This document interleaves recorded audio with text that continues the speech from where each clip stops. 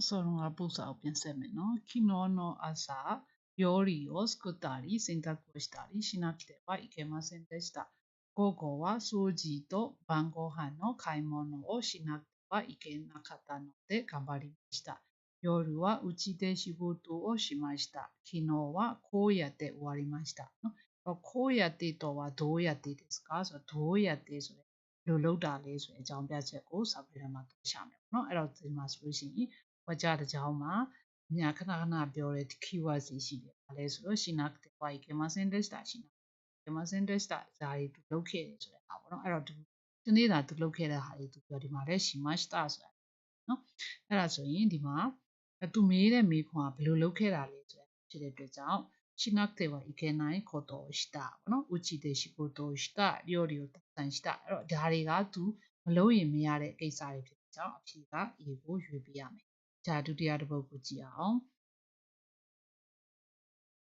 နော်ဒီမှာ昼ご飯はいつも自分で作ったお弁当を食べますでも毎月15日だけは友達とレストランで食べますこれが私の一番楽しい時間ですのအဲ့တော့ဒီမှာဆိုရင်မိဘကこれは何ですかဆိုこれဆိုတာရပါလဲပေါ့နော်စာပိုက်ထဲမှာကြည့်နော်これဒီမှာရှိတွေ့ရနော်အဲ့ဒါဆိုရင်သူ့ရဲ့အဖြေကအရှိမှရှိမလားအနောက်မှရှိမလားစဉ်းစားကြည့်မယ်အဲ့ဆိုတော့お昼ご飯はいつもတဲ့နေ့လေတာကိုတော့အမြဲတမ်း自分で作ってお弁当を食べますကိုယ်တိုင်ချက်ပြီးတော့မှထမင်းဘူးစားပါတယ်တဲ့နော်ကိုယ်တိုင်ချက်ထားတဲ့ထမင်းဘူးကိုစားတယ်တဲ့သင်မိုးတဲ့ဒါပေမဲ့တဲ့နော်ဒါအမြဲတမ်းသူလုပ်နေတာက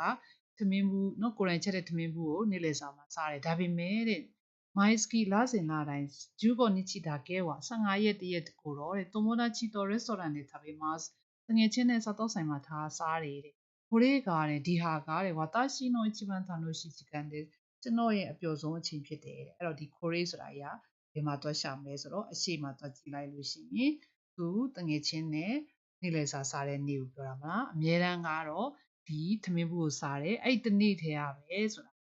ပြောချင်တာဖြစ်ကြောင့်ကိုလေးဆိုတာကြီးကဘယ်ဟာကိုပြောတာလဲဆိုရင်ဒီလူကောဟာအော်ဒါဘေလူခေါ်တော့เนาะနေ့တိုင်းသမင်းစားနေဆိုတော့ A ကမဟုတ်ဘူး B ကကြတော့ Obento Scotti ခေါ်တော့သမင်းဘူးလုတ်เนาะသမင်းဘူးလုတ်ပြီးတော့ယူသွားတာကိုပြောတာလားတဲ့ Tomodachi to restaurant ဒါဘေလူခေါ်တော့တငယ်ချင်းနဲ့စားတော့ဆိုင်မှာစားတာကိုပြောတာလားပေါ့เนาะအဲ့ဒါဆိုရင်အခုဒီမှာအဖြေက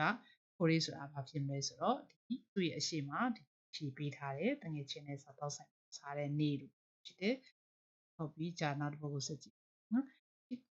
နောက်တစ်ပုဒ်ကကြာတော့ခိုခိုはどこですかခိုခိုဆိုတာကြီးကဘယ်နေရာကိုပြောရလဲဆိုခုဒီမှာနေရာကိုမေးတာဖြစ်တယ်どこဆိုတော့စာပိုင်းထဲမှာနေရာဆိုတဲ့ဟာကိုတွားပြီးတော့မှ view ဆိုင်ပြီးတော့ဖတ်ကြည့်မယ်နော်久しぶりに電車に乗ってここに来たနော်မစီးတာကြာပြီဖြစ်တဲ့ယထာစီးပြီးတော့တဲ့ဒီနေရာကိုလာခဲ့တယ်တဲ့ဒီနေရာကိုလာတာသူကမလာတာကြာပြီပြောချင်တာပေါ့နော်မလာတာကြာပြီဆိုတဲ့နေရာနော်ယထာစီးပြီးတော့လာခဲ့တယ်学生の頃はいつもこの駅から学校に行っていたကျောင်းသားဘဝတော့ဆိုအမြဲတမ်းဒီဘူရာကနေပြီးတော့ကျောင်းကိုသွားခဲ့အဲ့တော့ဒီခိုခိုဆိုတာသူဒီကိုလာခဲ့တယ်ပြီးတော့မှနောက်ပြီးတော့ဒီနေရာကိုပဲသူကထပ်ပြီးတော့ဆက်ပြီးတော့နေတာဖြစ်တယ်အဲ့ဒါဆိုတော့သူဒီနေရာကနေကျောင်းကိုသွားခဲ့တယ်တဲ့ကျောင်းသားဘဝတော့အဲ့ဒါဆိုတော့ခိုခိုဆိုတာဘယ်နေရာဖြစ်မှာလဲတဲ့အဲဆိုဒင်းရှာဆိုတာကဒီယထာကနေရာမဟုတ်တဲ့အတွက်ကြောင့်ထည့်စဉ်းစားစရာမလိုဘူးခေါနိုအေကီဆိုတာဘူရာနော်ဂါကောဆိုတာကြောင်းသူကဘူရာကနေကြောင်းသွားတယ်လို့ပြောတဲ့အတွက်ကြောင့်အဖြေကခေါနိုအေကီနော်အဲ့တော့ဒီမှာဆိုရင်အဖြေတွေမှာပု္ပ္ပစာတိုင်းမှာပေါ့နော် listening မှာ reading မှာရောလုံးဝပု္ပ္ပစာနဲ့အမျိုးနဲ့မဆိုင်တဲ့အဖြေတွေထည့်ထားတာတခုအများတန်းရှိရဲ့အဲ့ဒါတွေကိုတော့ထည့်ထုတ်လိုက်မယ်ဆိုရင်ရွေးစရာအဖြေလေးတွေနည်းနည်းလေးပဲကျန်တယ်ပေါ့နော်အဲ့ဒါဆိုဒီမှာဆိုနေရာဖြစ်တဲ့အတွက်ကြောင့်ဒီမှာဆိုရင် chrono eki ဆိုတဲ့အဖြေကိုရွေးပေးရမယ်နော်အဲ့ဒါဆိုရင်အဲ့ဒါနဲ့ပုံစံတူတဲ့လေ့ကျင့်ခန်းလေးတွေကိုအနောက်မှာဖြည့်ကြည့်ပါဟုတ်ပြီじゃあခုကြည့်အောင်နောက်တစ်မျက်နှာပါဗောနော်နောက်တစ်မျက်နှာကကြတော့ဘာအကြောင်းလဲဆိုတော့ဒါ grammar ဘိုင်းနဲ့ဆက်ဆက်နေတယ်ဗောနော်ဆက်စုစုပ်ကုလို့ခေါ်တဲ့စကားဆက်တွေနော်အာနာရှိနိုနာကာရီကိုစကားမျိုးတဲ့ဆက်စုစုပ်ကုလို့ခေါ်တဲ့စကားဆက်တွေကစကားပြောတွေထဲမှာဘယ်လိုပုံစံမျိုးတွေ့တင်နိုင်တယ်လဲဆိုတဲ့ဟာကိုအခုဒီမှာကြည့်ကြည့်အောင်ဗောနော်အဲ့ဒါဆိုရင်အောက်ကဒီမှာ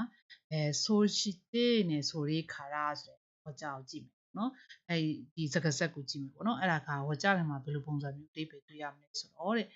前に述べたことにの好き加える言い方ဒီမှာ plus လို့ပြီးထားတဲ့အတွက်ကြောင့်